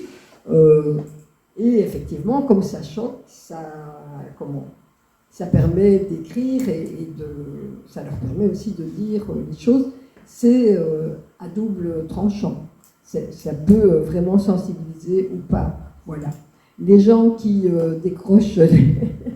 Bon, c'est bien connu que Banksy, lui, il a décidé d'être un artiste très connu et inconnu, puisqu'on ne sait pas qui il est. C'est un peu sa particularité. Alors, les gens qui font ça, voilà, c'est parce qu'elles se passent dans la rue, ces œuvres. Et donc, quelque part, en les déposant dans la rue, ce risque-là se trouve là, que je n'approuve pas non plus, mais quelque part, je crois que ça fait partie de son processus, en fait. Donc, au fond, comment dire, enfin, moi, je ne réponds pas vraiment à la question, je dis simplement ce que ça m'inspire. Ce que je pense, c'est que de tout temps, comment dire, il y a dans l'art et dans les pratiques artistiques d'ailleurs, une dimension, comment on pourrait dire, provocatrice. Voilà. Il y a une dimension provocatrice dans ce qu'ont fait les activistes aussi. Mais cette dimension provocatrice, c'est pour toucher les gens, c'est pour provoquer des réactions, pour affirmer un point de vue. Mais quand on fait du théâtre-action, je pense qu'à des moments, il y a des choses qui sont dites ou mises en scène qui, elles aussi, viennent bousculer un peu les choses. Voilà, et ça fait partie je dirais, d'une des dimensions dont l'art peut, ou certaines formes d'art, vont à un moment donné venir poser un acte dans la société, une parole, en fait, voilà. Je ne sais pas si quelqu'un peut s'y coller, tu m'as attrapé, je l'ai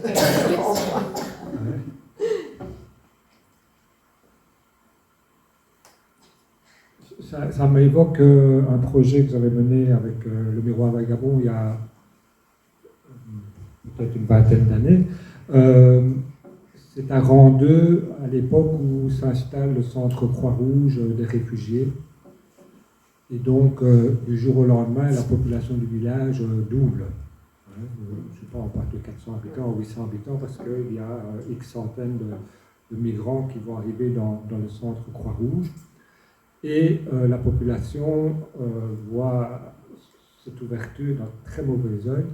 Et donc, il y a des manifestations, et il y a une manifestation qui tourne mal avec des feux qui sont allumés, on brûle les pneus, avec des gens extrêmement en colère. Et donc, le Miroir Vagabond nous demande de faire un projet avec les jeunes du village. Et donc, on travaille avec eux. Donc, la première partie du travail, c'est une prise de conscience de c'est quoi un centre pour réfugiés, pourquoi les gens arrivent jusque chez nous, qu'est-ce qu'on va faire avec eux, etc. Et puis, tout doucement, l'idée de construire un spectacle fait sens pour eux. Sauf qu'à un moment donné, ils s'arrêtent parce que le spectacle va être joué dans le village, devant leurs parents, leurs voisins, leur grand-mère, enfin en tout cas, et qu'ils savent que dans la salle, il va y avoir des gens qui connaissent très bien et qui étaient dans la manifestation. Et donc, comment arriver à faire un spectacle qui dénonce ces choses-là ou qui a envie de faire avancer la cause sans aller à l'affrontement avec des gens qui vont continuer à vivre une bonne partie de leur vie. Voilà. Et donc, le travail, là, il a été de faire une transposition. Et donc, on est remonté au Moyen-Âge et au temps des sorcières. Et donc, on a réussi à raconter l'histoire. Voilà. Et au résultat, ça a donné un débat extrêmement passionnant, parce que souvent, on n'était pas dans une accusation directe des uns et des autres, tout en disant les choses. Voilà. Alors ça, pour moi, c'est ça le travail, à un moment donné, de nouveau, qu'on doit mener. Et de nouveau, c'est un travail qui met du temps avant que les choses me fassent sens.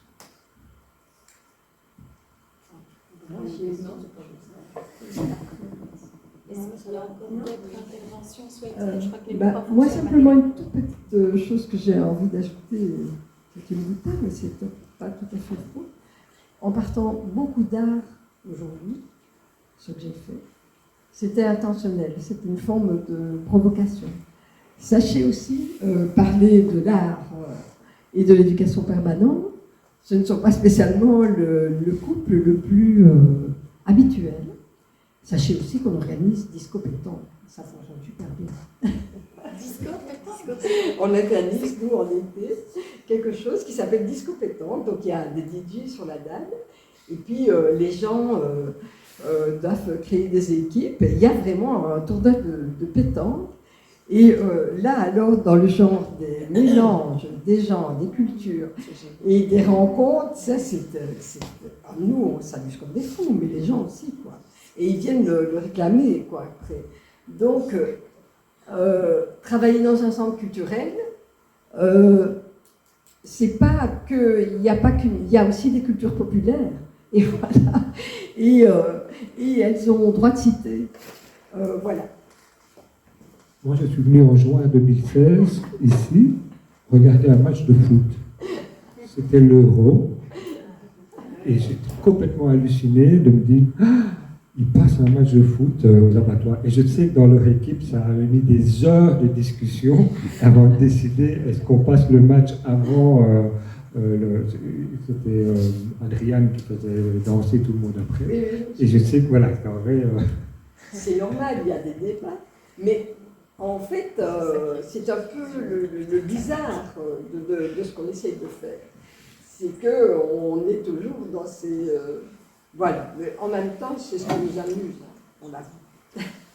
Je rebondis juste sur le foot, parce qu'en 2016, on organisait Bitume à Nîmes, et il y a eu aussi des débats, parce que c'était, donc la Belgique était en demi-finale, ou je sais pas quoi, et c'était, il y a eu des gros débats en équipe, en disant que déjà dans notre région, les sous vont au tourisme ou au sport, et donc la culture en général, ça fait vraiment juste après les équipements, les infrastructures et tout ça, quoi.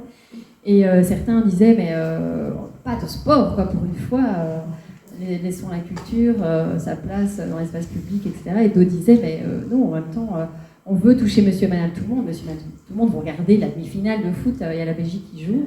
Et donc, on a demandé à 2 compagnies d'arrêter, de stopper leur spectacle. C'était prévu, on ne leur a pas dit au dernier moment.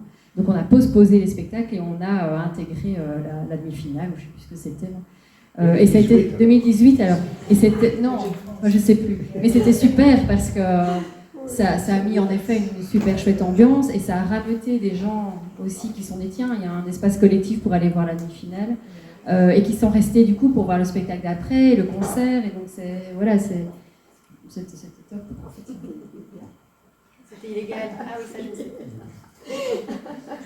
Cette année-ci, on ne le ferait pas, je pense. Cette année, ce serait beaucoup plus difficile à faire. Alors, est-ce qu'il y a encore une autre question? Pas de réaction? Ah, non.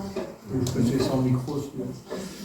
Je travaille au centre culturel de Rochefort, mais ça fait pas longtemps que je travaille dans le domaine des centres culturels. Précédemment, j'étais responsable du service éducatif de Point Culture. Et dans notre travail au quotidien, on était plutôt dans une médiation culturelle que qualifierais de verticale, où on prenait plutôt une position d'un expert qui vient plutôt avec des écoles, mais pas que.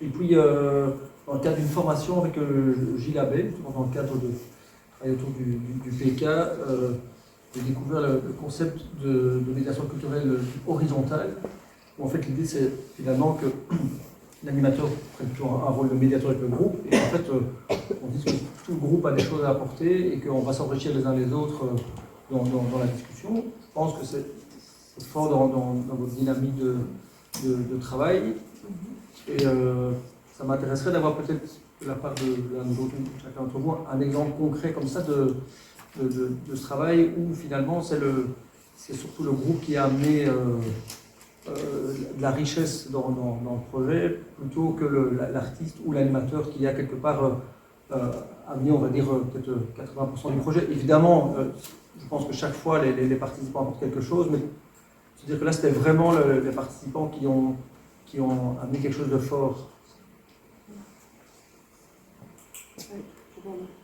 La pratique de l'animation et création chez nous, c'est vraiment ça. Donc l'artiste, il est là juste comme support et il se met vraiment, il met sa technicité ou sa connaissance de l'art, de ses codes au service du groupe.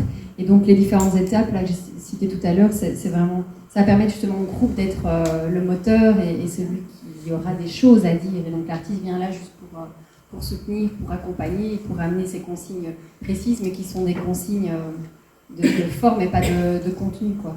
Donc ça c'est vraiment l'idée. Ici il y a un projet qui va démarrer encore sur rang 2, hein, parce que c'était il y a 20 ans, mais c'est encore compliqué. En tout cas, voilà, en fait la région du Nord Luxembourg, il y a quand même pas mal de centres de demandeurs d'asile, en tout cas pour le territoire, quoi.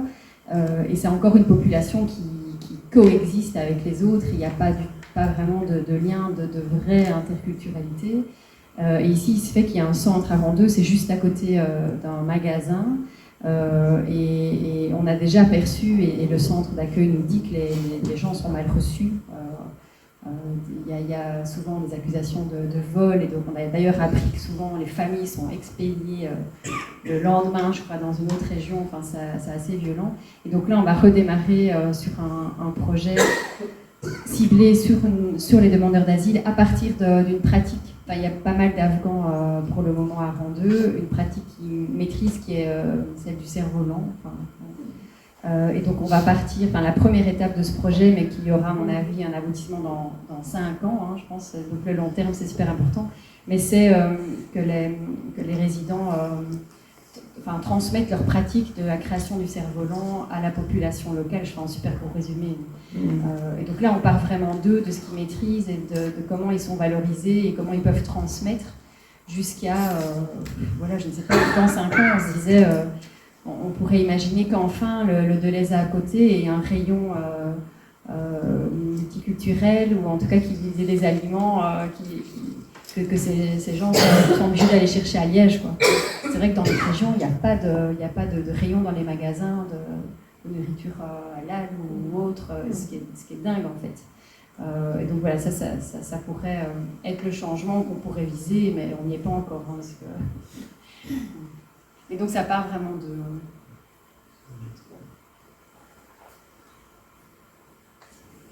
Comme oui, Élise vient de dire. Élise, oui. En tout cas, en création collective, les gens viennent avec leur histoire, leur imaginaire, leur créativité. Et puis, effectivement, on dit artiste animateur, chez nous on dit comédien animateur. Artiste intervenant, enfin voilà. Et donc nous on a quand même la responsabilité finale, et les gens, les participants à l'atelier sont très conscients de ça, c'est qu'ils remettent en nos mains la responsabilité finale qui est la théâtralisation de toutes ces paroles singulières. Et donc notre rôle il est à la fois d'être au milieu, quand tu parles d'horizontalité, ben oui, on est là au milieu des gens, dans ce partage, et puis il y a quand même cette responsabilité finale, parce que les gens n'ont pas envie de ne pas d'être ridicules, et surtout ils ont envie d'être entendus. Et donc, jusqu'où on va pour pouvoir être entendu? en te regardant, je vois ta voisine Marjorie. Je lui ai demandé l'autorisation de parler de sa trajectoire, mais c'est... Voilà.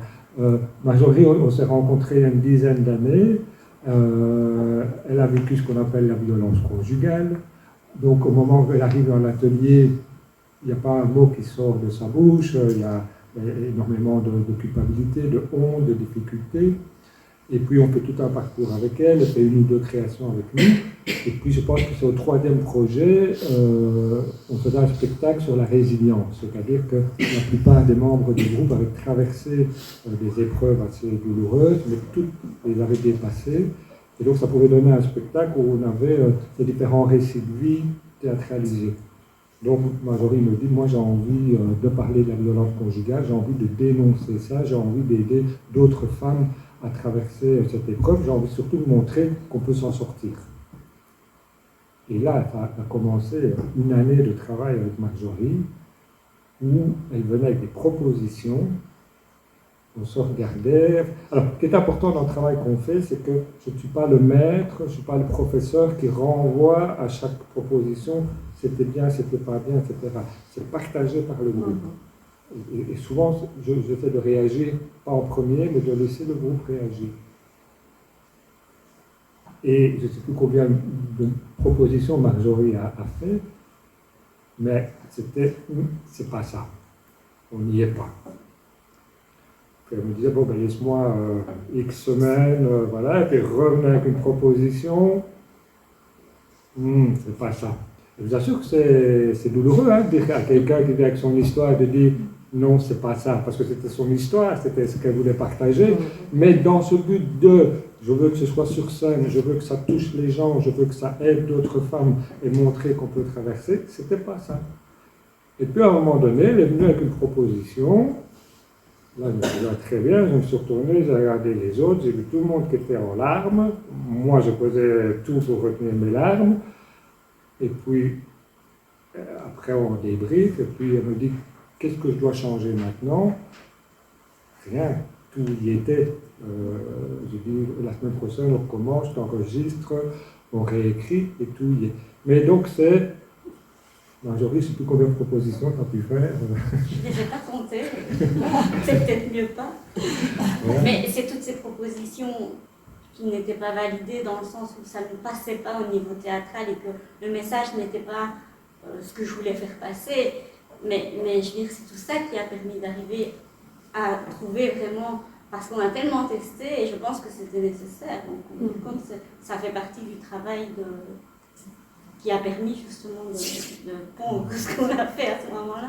Et pour vous dire deux mots sur sa proposition, pour vous dire le chemin qui a été fait, c'est qu'au départ, elle demandait à un partenaire, joue avec moi, tu vas jouer le mari violent, je vais te demander de faire ceci, elle demandait à un autre, tu vas jouer le mari qui m'injurie, etc. Et donc c'était glauque, ça nous mettait mal à l'aise, elle dit non, il y a quelque chose qui ne passe pas. Et donc un jour, elle est venue, elle a demandé aux 3 gars de la troupe de s'asseoir sur une chaise, ou aux 4. Et puis c'est elle qui s'est mise à engueuler les hommes. Et soudain, elle avait renversé le truc, et ça devenait beau, ça devenait émouvant, ça devenait fort, et ça devenait politique. Quand on parlait de politique, voilà. Et je vous assure que moi, je n'aurais pas pensé à ça, c'est elle qui est venue avec cette proposition-là. Et là, on avait la distance soudain, où c'était elle qui devenait l'oppresseuse, et les autres. Et là, on s'est dit, ah ouais, on le tient. Et du coup, quand on le jouait, les hommes qui se voyaient à la place des hommes qui se faisaient injurier, etc., je vous assure que ça provoquait. Hein, quand on parle de provoquer des chocs, là, on avait ce choc-là.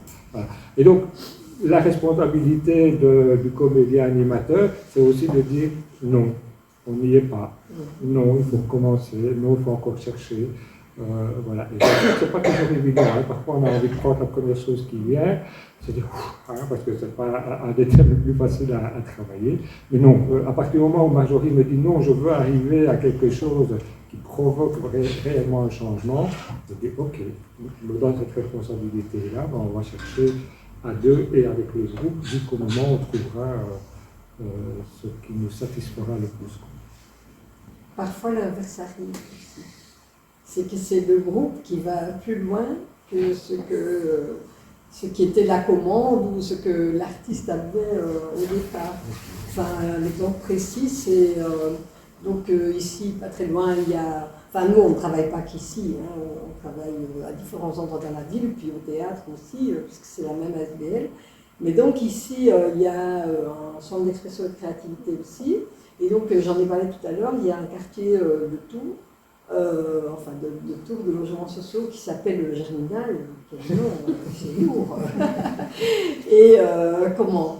Donc on travaille avec l'équipe de la cohésion sociale qui est là-bas, et le CEC particulièrement, et donc ils développent des projets, et l'équipe de cohésion sociale, il voulait absolument que ce soit un projet intergénérationnel entre les jeunes et les personnes, des adultes, des personnes plus âgées, ce qui n'était pas la demande des jeunes. Enfin voilà que se développe un projet de fresque, et l'artiste essaye de faire travailler à la fois des personnes âgées et les jeunes ensemble, et puis à un moment, il se fait que les jeunes prennent la parole et qu'ils disent bon, non, nous on veut faire ceci et cela, mais surtout à l'inauguration, donc quelque part ils sont allés à l'encontre finalement de ce qui avait été imaginé par les opérateurs qui étaient chargés de ces projets-là de cohésion sociale. Et eux, ils ont dit, mais nous, voilà, à un moment, les adultes les ont un peu aidés, puis finalement, c'est devenu vraiment leur projet. Et cette fresque a été faite, elle est dans leur quartier. Et eux, alors, ils ont pris la parole. Et ils ont pris la parole pour revendiquer. Et pour dire, nous, dites à la ville, aux gens qui étaient là, à la cohésion sociale, tout ça, nous, voilà ce qu'on voudrait dans notre quartier. Et ça ne va pas, etc. Et donc, ça, franchement, je trouvais un moment, c'est ça aussi que ça permet. Et l'artiste, évidemment, elle les a laissé faire, elle les a à la limite encouragés, parce qu'elle connaissait cette situation pour l'avoir vécue elle-même. Mais ce n'est pas elle qui a provoqué ça. C'est eux qui... L'espace a été là, et sans doute des jeunes dans ce groupe, voilà, qui avait cette force-là, et ça a provoqué ça. Moi, j'ai trouvé ça tout à fait intéressant quand le regard...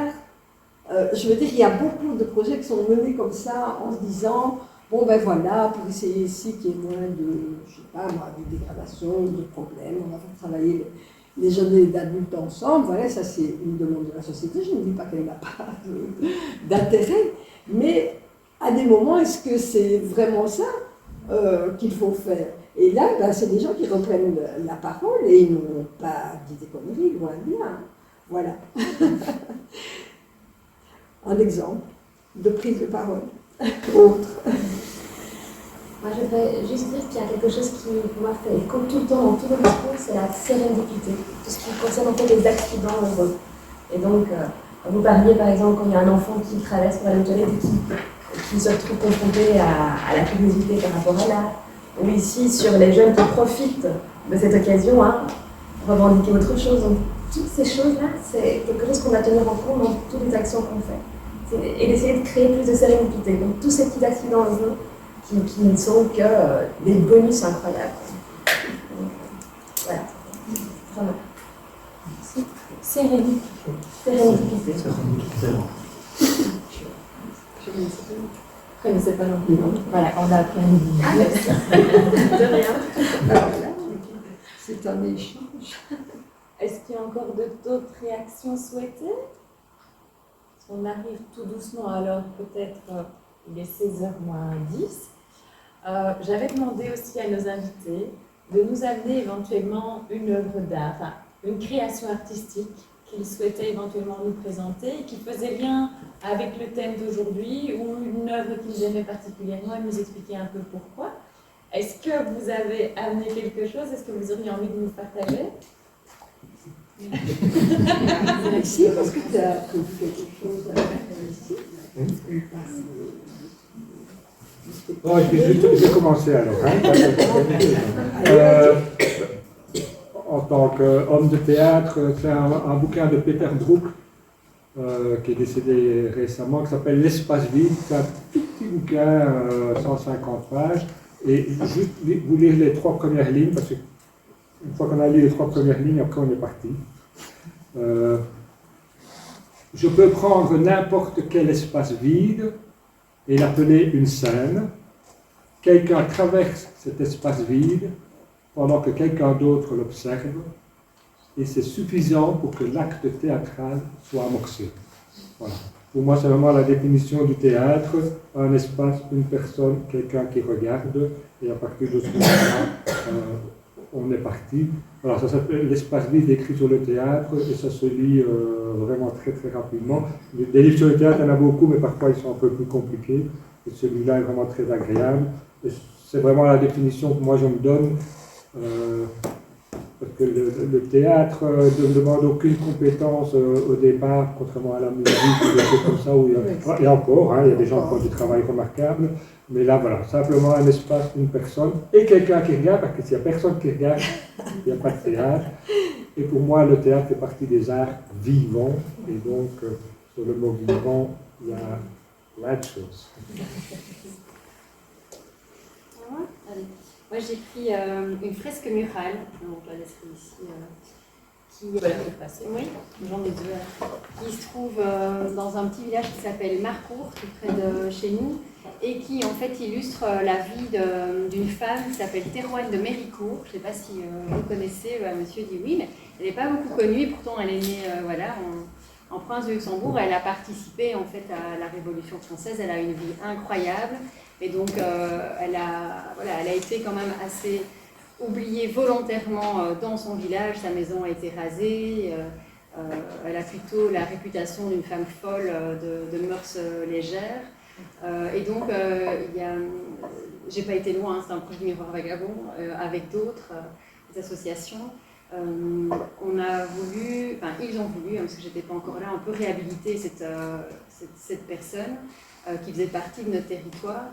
À travers la réalisation d'une fresque murale sur sa vie qui a mêlé à la fois des artistes professionnels et amateurs, notamment des personnes issues des centres de demandeurs d'asile. Et encore maintenant, on y emmène des groupes parce que c'est un super outil, je trouve, politique justement.